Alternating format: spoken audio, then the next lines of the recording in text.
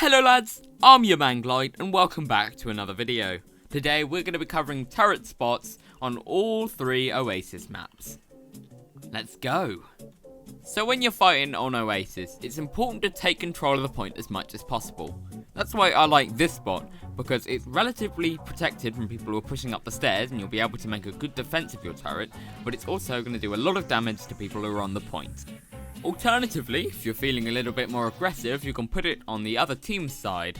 This is going to cover more of the point, however, the problem is that it's going to be victim to shoulder peeking from this corridor here, and from round the side. So unless you can stay up here to babysit your turret and deal with those people, that one's going to get destroyed quite quick. Now, if your team have been successful in taking the point, it's important to delay the attackers coming to take it back from you as much as possible. That's why if you put your turret here, it's going to be quite difficult for them to do enough damage to it while you're sat behind it hammering away. Again, it's probably going to get destroyed, but it's going to delay them that extra few seconds and get your team a few more % on the point. Another turret spot that's quite good for contributing to a team fight is just in this corner here.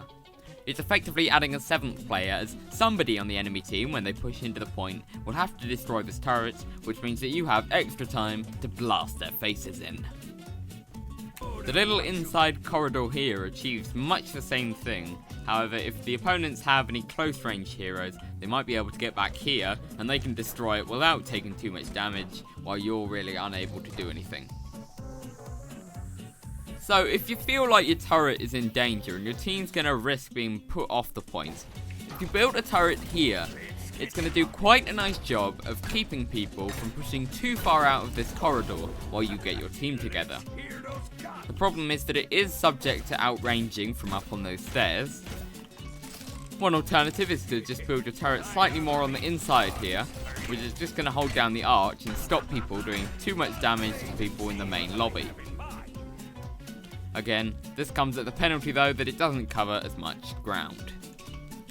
If you like to play your Torbjorn a little bit more on the defensive side, setting up your turret on this stairs is going to do a good job of holding down this corridor, and in fact it has a nice little angle coming through here. If you're hammering away with your turret, it's going to be quite hard to destroy, and Torb shotgun is not a force to be reckoned with. On the other hand, if your team is doing quite a good job of holding them out in the main lobby, building your turret here will add one more distraction. If you can do damage to the players from both sides, they'll be confused, disorientated, and unable to make their way through either side here. Anyway, I think that just about wraps us up for University. Moving on. Alright, so moving on to gardens. On this map, it's very important to keep control of the high ground, and also get good space on the point. That's why if you put your turret here, it's going to cover most of the back half of point and most of the high ground without being too exposed from people shoulder peeking from the stairs. This means that in order to destroy your turret, people will have to commit to a full fight on point, which stacks the odds in your favour. Placing your turret down here in this corner is going to give it better vision of point, while also keeping it obscured from shoulder peekers from the enemy's spawn. One problem is though, that you're going to be outranged if people manage to make an entrance over there. So expect this one to get destroyed quite quick.